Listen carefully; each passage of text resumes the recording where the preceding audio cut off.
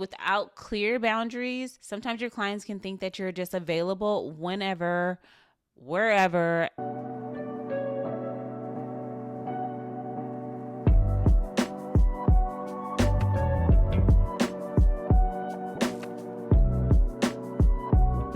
Welcome to the Creative on the Grind podcast. It's your girl DeAndra, and I'm back with another episode.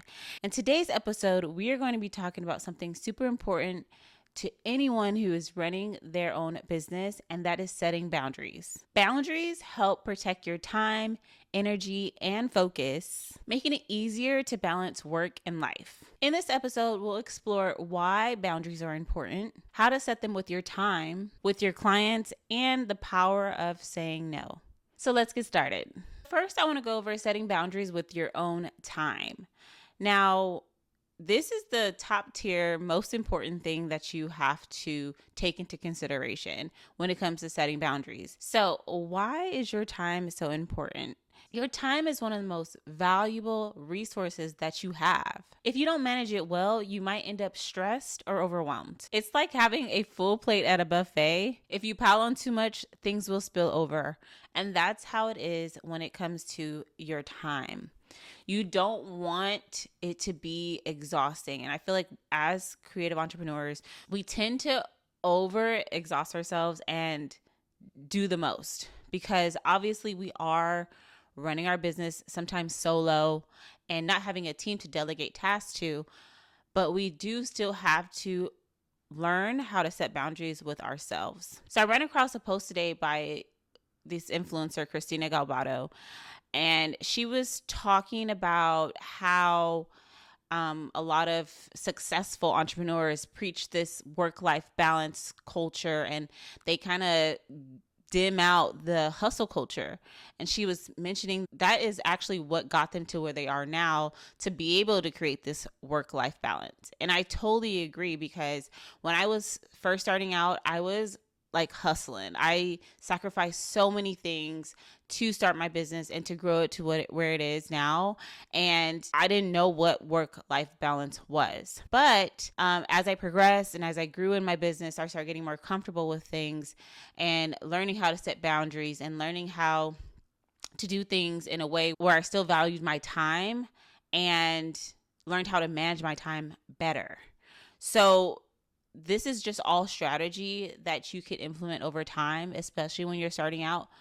If you have to make those sacrifices to get where you want to go, you got to make those sacrifices. Like, it's the only way to get to that level where you can actually say, okay, it's time for me to learn how to balance my work and my life. One way to manage your time better is just creating a schedule that aligns with your work and your life.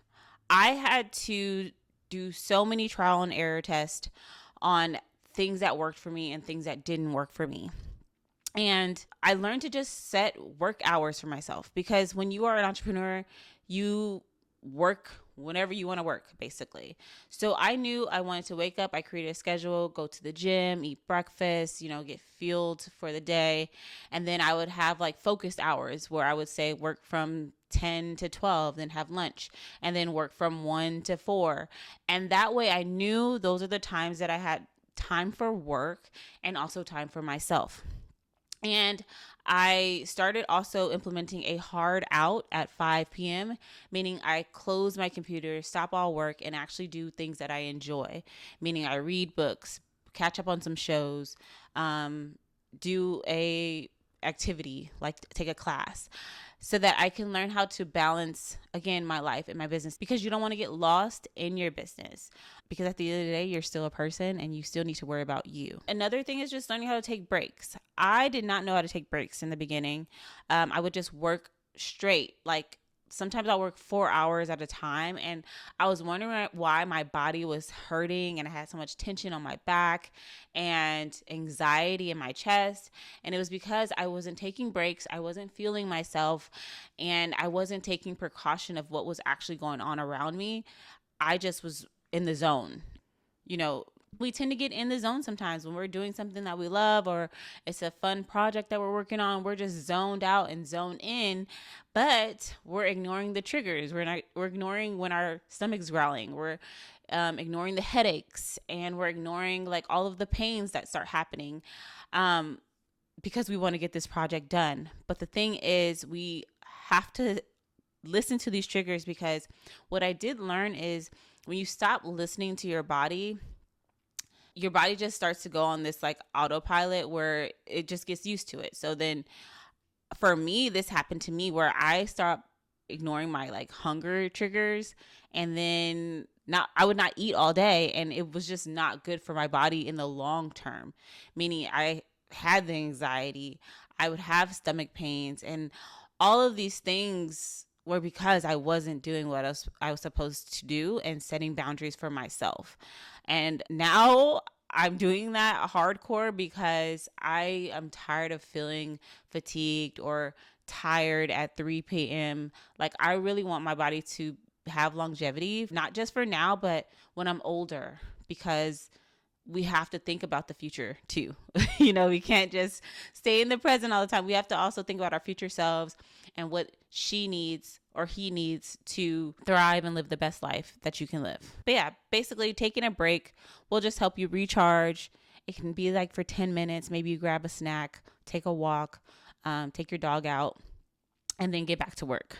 Those little 10-minute breaks will go a long way. Okay, so the next point I want to make is setting boundaries with your clients.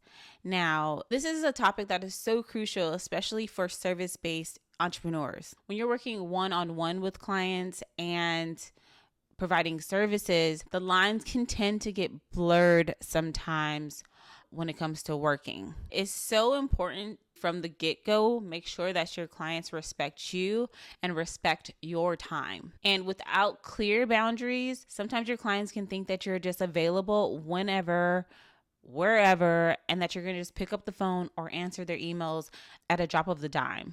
And we don't want that kind of relationship with our clients. It's just not healthy for you or your business. I'm going to share a quick story about setting boundaries in business. So for one, before I started Party Shop, I was a wedding planner, event planner, and florist. And I learned early on that I needed to set boundaries with my clients. I remember when I was doing weddings, I would have brides calling me at midnight, mothers of the brides calling me at 1, 2 in the morning, asking me questions about events, weddings, vendors, and sometimes their weddings were not even for like another 6 months, but they're hounding me at midnight. There was no respect there. They would just call, text, and expect me to answer and be at their beck and call because I was their wedding planner. And granted, I am your wedding planner, but there has to be some type of boundary because I do too have a life outside of your wedding. So early on, I had to learn how to set those boundaries with clients because I was like answering calls and getting upset. But why was I getting upset? Because I didn't have boundaries. And once I learned that it's okay to set boundaries and that it's actually best for you and the client, and there's a professional way to go about it, I started to do that, and life did become easier. So when I started Party Shop Avenue, I went in already having boundaries, knowing my work hours, knowing when and where I would talk to clients, and it just made life so much easier. But not saying that things didn't come up. Like, for example, I had another instance where I had a client and she was a wedding planner and she had several assistants working for her. And they hired me to do this event at the Peninsula Hotel in Beverly Hills. And I showed up, I did my job, executed everything effortlessly, and I left. I ended up contacting her assistant saying, we're done, here's the finished product. And the assistant was like, okay, it looks great, but do you think you can add some more balloons? And I was like, well, this is what you guys paid for, so, this is what you get. And she's like, okay, well, I think the client's going to want a little bit more, like, we'll pay you. And I was like, actually, this is the time I allotted for this project. I actually have another event that I have to get to in the next 30, 45 minutes. And she then said, well, we hired you from 10 a.m. to 11:30. So we have you all this time. It's only 11 o'clock and you finished early. And within my business, whenever I'm finished, I'm done. I'm a independent contractor. I work for myself. I don't work for anyone else. So you do not have control over my time. So I told her that in a professional manner, and she had to respect it because I have other obligations, and this is the setup that you told me that you wanted, and this is the time that I specifically scheduled for this event. Um, and so I ended up leaving the event because I had to go to my next event. And I got an email from the owner of the business, and she actually reached out and just said, thank you. The client was happy. I look forward to working with you again. But for me, I did not like how the assistant approached me, and I didn't mention a lot of things. She said a lot of other things that I did not agree with, and I was like, you're not going to talk to me any type of way, like at all. So I sent a respectful email saying, thank you so much for hiring us. We appreciated the business, but I don't think we will be able to work together again in the future. And I said thank you and wished her well. And then I got an email back, and she was saying, what's going on? Like, what happened? And I told her what happened. And then she actually ended up CCing the assistant and telling her that was not okay. And she apologized to me 10 times over and was like, next time when we work with you, I'll work with you directly. And we did end up working together again in the future, but it was boundaries set. I was working with her one-on-one, and everything was more chill and relaxed and made me feel comfortable as well. So just know it's okay to have these boundaries. I fire people all the time. I fire clients and I fire vendors. If I work with a vendor and I had a hard time with them or a bad experience, trust and believe I'm not working with them again. And if I have a client who gave me a hard time and I had a bad experience with them, I will always say that I'm booked and busy and not available. That's it. Because I don't have time to have to deal with disrespect, and I just rather not deal with it and keep my peace. So how to set clear boundaries for your clients is just to have designated work hours, meaning your business is open from 9 to 5. Those are the only office hours that you will be available to answer emails and answer phone calls. After 5, your phone goes on do not disturb. I use that feature. Okay. And granted, now I purchased a work phone so that I could just leave it in my office and let it do its thing. Because when I had my personal phone as my business phone, it was getting crazy. I remember one time I was in the club and it was like 11 o'clock and someone called me asking me like, oh, I want to order balloons. And I was like, what? And it was so unprofessional, but it was like I was not expecting someone to call me at 11 p.m. asking to purchase balloons. Like, I was so thrown off. So I was like, oh no, I'm getting a work phone. And when I got a work phone, it actually helped me so much because I set my business hours on my phone, and then you can only reach me between 10 and 5. Boom. Save my entire life. Okay. So doing those things will help you create boundaries, and just also learning how to speak up for yourself. I know it can be a little scary sometimes to, say no or implement a boundary with a client because you're scared to rock the boat, or maybe you're scared to lose them. But don't be scared of those things, because you're just setting a standard, and actually in the end people learn to respect you more for having these boundaries. And I've just learned that I get so much more respect when I do say no to people, and when I do set the tone from the beginning to the end. That's how I've ran my business since day one, and I've always had my clients respect me. Yes, we have our little bad apples in the bunch, but for the most part, all of my clients have the utmost respect for me, my time, and my business. So you want to always have that when you are running your own business. And so my last point is the power in saying no. I feel like no is like my new favorite word. I love saying no. I say no to things all the time now. And I remember I used to always have this like fear of saying no, because I was so scared of what someone was going to say or how they were going to react. And it came from obviously people pleasing tendencies, which you learn growing up sometimes. And I was so scared to say no. But then I learned that I'm not responsible for how someone else reacts to what I say and how I feel. And once I really understood that concept, I was like, I'm gonna say no to everything, especially things I don't want to do. Like, I don't say no to everything, but I'm just saying within reason. If I don't want to go somewhere, if I don't want to do something, I stand on business with my no's now. And I love that for me. So learn how to say no. Just say no. It's okay.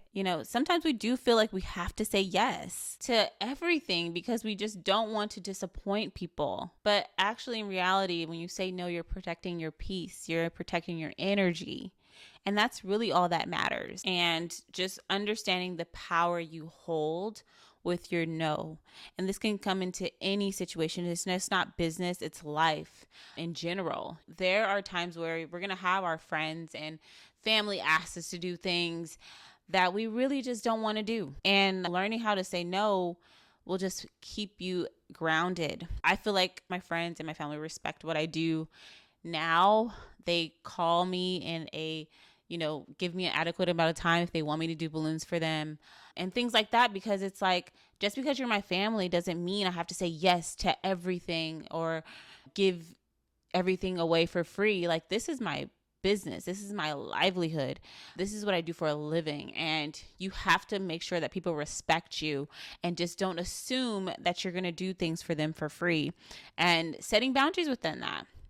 I'm going to hook my family up regardless, but don't come in expecting, oh, I just want you to do these balloons for me. And that's what it is, because that's what you do and you're my family member. So you should just do it for free. No, make sure it's clear. Like, no, you're paying for like the materials, my time, like create a boundary, because I think the worst feeling is after you do something, you feel depleted and you feel like, dang, like I did all that work. They didn't even say thank you. Or I did all that work and like, for what? Like, that is the worst feeling. So you want to always make sure you are creating a respect factor between you and whoever it is. You don't have to be an asshole about it when you're saying no. You can say no politely. It doesn't have to be anything that's aggressive. It's okay to say no to things that don't fit in your schedule or align with your goals. For example, if a client asks you to do extra work that wasn't agreed upon, you can simply say, I'd love to help, but I can't take on more right now. Or if you're providing a service that's on site, like my business with balloons, I've had clients who want to just add on things the day of, like, oh, can you just throw some extra balloons over there? Or can you blow up these balloons for me? And I had to learn how to set boundaries and say, no, or it's going to be an extra fee for this, or I don't have enough time to do those extra things. I have to set a clear boundary with them, because at the end of the day, it's my time and I'm allowed to do whatever I want with my time. If they're a little upset, that's on them. Now I'm saying that's a you problem. It's not a me problem. That's a you problem. But I still provide the best customer service, and I show up and I do what was on our contract. If I decide to do anything extra, I feel comfortable doing it and that I have time to do it. But when you're vocal about this, it just shows that you really respect your time, and others will respect you as well for just speaking up for yourself and letting them know what is actually going on. And setting boundaries from the start makes it super easy to say no when needed. Think of it like setting rules for a game. You have to stick to them to keep everything fair and fun, right? Having boundaries from the beginning just sets the tone, and it just helps you stay confident in your decision making. So remember, setting boundaries is so important for every business owner. You need them. It helps you tremendously. And protecting your time helps you stay focused and less stressed. Setting clear boundaries with your clients ensures that they respect your time, and don't be afraid to say no when you need to. It's a superpower that helps you stay in control of your business. I want to encourage you to Think about where you could set better boundaries in your business. Start small, maybe by setting specific work hours or practicing saying no when you need to. So that's all for today's episode. I hope that you enjoyed it. If you did, make sure you share this episode with someone who may need it. And if you haven't already, make sure you follow the podcast. I would greatly appreciate it. And please leave a review. Like, reviews give me life. They're like my gas. The reviews, when I see them, it lights me up. It makes me happy. And I just love to hear your feedback from the episodes. Leave a comment. Share your boundaries. I would love to see what boundaries you have in your business right now. And make sure you hit that like, share, and subscribe button. And until next time, stay creative and stay on the grind. Bye.